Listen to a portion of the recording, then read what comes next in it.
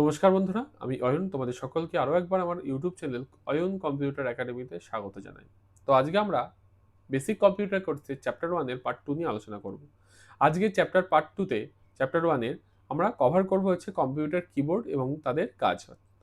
তো এই কম্পিউটার কিবোর্ডে কি থাকে, কোনটার কাজ কি, সমস্তটাই পুরো ক্লিয়ার করব আমরা এই পার্টে। তাই যারা এখনো আমার চ্যানেলটিকে সাবস্ক্রাইব করোনি অবশ্যই সাবস্ক্রাইব করে নাও, পাশে থাকা বেল আইকনটিকে ক্লিক করে দিও, তাহলে নতুন কোনো ভিডিও আসলে অবশ্যই তোমরা পেয়ে যাবে। আর এই ভিডিওটা যদি তোমাদের ভালো লেগে থাকে তাহলে অবশ্যই কিন্তু লাইক কমেন্ট শেয়ার করতে ভুলো না। তো কম্পিউটারের ক্ষেত্রে কাজ করতে গেলে আমাদের সবচেয়ে বড় অবদান কিন্তু কিবোর্ডের থাকে। কারণ কিবোর্ডে কোনো কি কাজ করে, যে কোনো কিছু লিখতে গেলে, যে কোনো কমান্ড ইউজ করতে গেলে আমাদের কিন্তু কম্পিউটারের কিবোর্ড ইউজ করতে হয়। তো এই কিবোর্ডে কোন ফাংশনের কি কাজ, কোন কি সাহায্যে কি করতে পারবো, সমস্তটা কিন্তু আজকে তোমাদের আমি দেখাবো। তাই কেউ ভিডিওটা স্কিপ করবে না, নাহলে অনেক কিছু ভুলে যাবে। তো চলো, আমি কম্পিউটারে এই যে নোটটা কিবোর্ড সম্পর্কে তৈরি করে রেখেছি তোমাদের বোঝানোর সুবিধার্থে, এবং কোনটার কাজ কি সমস্ত ডিটেলসে কিন্তু এখানে আমি তোমাদের বুঝিয়ে দেবো। তো কম্পিউটার কিবোর্ডে যখন আমরা ইউজ করব, বা কম্পিউটার কিবোর্ডে আমরা যখন কাজ করব, সবার প্রথমে যেটা আমাদের সবসময় ইউজ করতে হয় সেটা কিন্তু অ্যালফাবেটিক কি। সেটা কিবোর্ডে এ থেকে জেড পর্যন্ত যে অক্ষরগুলোতে আমরা দেখতে পাই সেগুলোকে কিন্তু বলা হয় অ্যালফাবেটিক কি, যেটা আমরা এখানে ছবিতে দেখতে পাচ্ছি এবং কিবোর্ডে আমরা দেখতে পারবো। এরপরে চলে আসে ফাংশন কি। কিবোর্ডের একবারে উপরের সারিতে অর্থাৎ F1 থেকে F12 পর্যন্ত যে কিগুলো থাকে সেগুলোকে বলা হয় হচ্ছে কিন্তু ফাংশন কি। বিভিন্ন রকমের প্রোগ্রামের দ্রুত কাজ করার জন্য কিন্তু এই ফাংশন কিটা ইউজ করা হয়। এরপরে চলে আসে নিউমেরিক কি বা নিউমেরিক কিপ্যাড আমরা বলে থাকি। কিবোর্ডের ডান দিকে আলাদা করে যে অংশটি নিউমেরিক কিপ্যাড বা নামপ্যাড বলা হয় অংশটিকে। এটি দেখতে অনেকটা ক্যালকুলেটরের মতো, যেখানে আমরা যোগ বিয়োগ গুণ ভাগ সমস্ত কাজই করতে পারবো। এই চিহ্নগুলো আমাদের ওখানে দেওয়া থাকবে। এছাড়াও 0 থেকে 9 অবধি এই সংখ্যাগুলো কিন্তু ওখানে থাকবে, যাতে আমাদের খুব দ্রুত যে কোনো কাজ সংখ্যার করে ফেলতে পারবো। এরপরে চলে আসে কি অ্যারো কি। অ্যারো কির কাজ কি। কিবোর্ডে সাধারণত 4টি অ্যারো কি থাকে। এটাকে দিক নির্দেশক কিও বলা হয়। মানে কি, যেটার সাহায্যে আমরা উপর নিচ ডান দিক বাঁ দিক এই সমস্ত কাজ করে থাকবো, এবং স্ক্রিনের যে কার্সরগুলো থাকে সেগুলোকে সরাতে এটি সাহায্য করে। তো ছবিটাও এখানে দিয়ে দিয়েছি। এরপরে চলে আসি কিবোর্ডের স্পেশাল কি।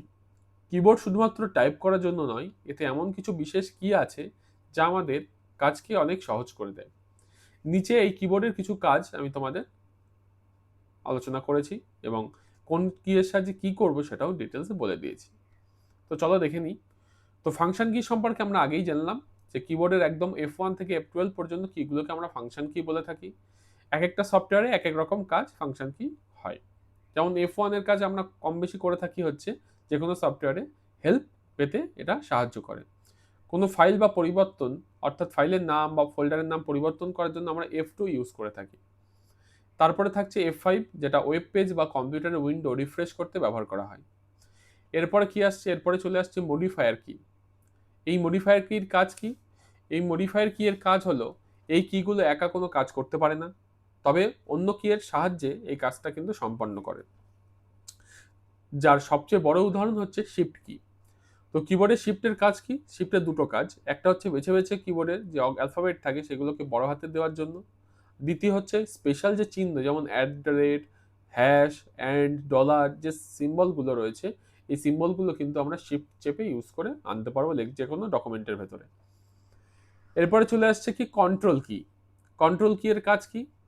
বিভিন্ন শর্টকাট যেমন কপি, কাট, পেস্ট, তারপরে সেভ, নিউ, ওপেন, প্রিন্ট, এই সমস্ত কিছুর আগে কিন্তু কন্ট্রোল সুইচটা আমরা প্রেস করি, কিটা প্রেস করে তারপরে কিন্তু যে কোনো অ্যালফাবেট ইউজ করে থাকি।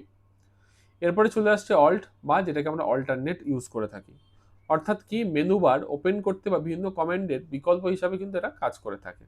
বা আমরা যে কম্পিউটার বা যে কোনো সফটওয়্যার যখন ওপেন করি তার শর্টকাট হিসাবে কিন্তু আমরা অল্ট চেপে F4 প্রেস করে থাকি। অল্ট শাটডাউন বা ক্লোজ করার শর্টকাট। এরপরে চলে আসে অ্যারো কি। কার্সরকে উপরে, নিচে, ডান দিকে বা দিকে সরাতে ব্যবহার করা হয়। যেমন ব্যাক স্পেস কার্সরের বাম দিকের অক্ষরগুলোকে মুছতে সাহায্য করে, ডিলিট ডান দিকের অক্ষরকে মুছতে সাহায্য করে বা কোনো ফাইলকে ডিলিট করতে সাহায্য করে। হোম বা এন্ড কি কার্সরকে প্রথম দিকে হলে হোম আর শেষের দিকে নিয়ে যেতে হলে এন্ড কি ব্যবহার করা হয়।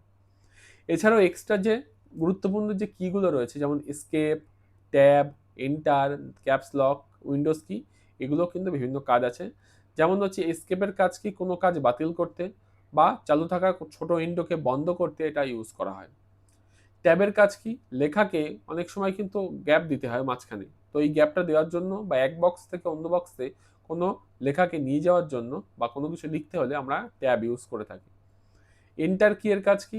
নতুন প্যারাগ্রাফ শুরু করতে বা কোনো কমেন্ট কার্যকর করতে এটা ইউজ করা হয়। তারপরে কি হচ্ছে ক্যাপস লক। এটি অন থাকলে সব বড় হাতের অক্ষর কিন্তু আমরা টাইপ করতে পারবো এবং লিখতে পারবো। আর উইন্ডোজ কি? স্টার্ট মেনু, অর্থাৎ একদম কোনায় যে এইটাকে বলা হয় হচ্ছে স্টার্ট মেনু, এবং কিবোর্ডে এই চিহ্নটাও কিন্তু তোমরা পেয়ে যাবে, সেটাকে বলা হচ্ছে উইন্ডোজ কি, যেটা চালু করার জন্য আমরা ব্যবহার করে থাকি। অর্থাৎ আজকের আমরা এই পর্বে কি কি জানলাম? আজকে জানলাম হচ্ছে কম্পিউটার যে কিবোর্ড থাকে, কিবোর্ডে কতগুলো সুইচ থাকে বা কি থাকে যেটাকে আমরা বলে থাকি, কত ধরনের কি হয়, কোন কি এর কি কাজ, সমস্তটা কিন্তু আজকে আমরা এই পর্বে আলোচনা করলাম এবং ডিটেলসে আমি তোমাদের দেখালাম। এই নোটটা আমি কমেন্টে লিঙ্ক দিয়ে দেবো ডেসক্রিপশনে, তোমরা চাইলে সেখান থেকে কিন্তু ডাউনলোড করে নিতে পারো। আর এই বিষয়গুলো তোমাদের কিন্তু মাথায় রাখতে হবে, কারণ কিবোর্ড কিন্তু সবসময় তোমাদের কাজ করতে হবে। তো এরকম আরও পর্ব, আরও পরপর আমরা কোর্সের টপিক নিয়ে তোমাদের সামনে আসবো। তাই যারা এখন আমার চ্যানেলটিকে সাবস্ক্রাইব করোনি তারা অবশ্যই আমার চ্যানেলটিকে সাবস্ক্রাইব করে নাও, কারণ এরকম সুন্দর সুন্দর টপিক এবং যে কোনো কম্পিউটার রিলেটেড ভিডিও তোমরা পেয়ে যাবে এবং এই কোর্সটার ডিটেলস তোমরা কিন্তু আমার এই চ্যানেলে পেয়ে যাবে এবং কম্পিউটার খুব কম সময়ের মধ্যে শিখে যেতে পারবে। আর ভিডিওটা যদি ভালো লেগে থাকে তাহলে অবশ্যই কিন্তু লাইক কমেন্ট শেয়ার করতে ভুলবে না। আর পাশে থাকা বেল আইকনটিকেও ক্লিক করে দিও, তাহলে নতুন কোনো ভিডিও আসলে অবশ্যই তোমরা পেয়ে যাবে।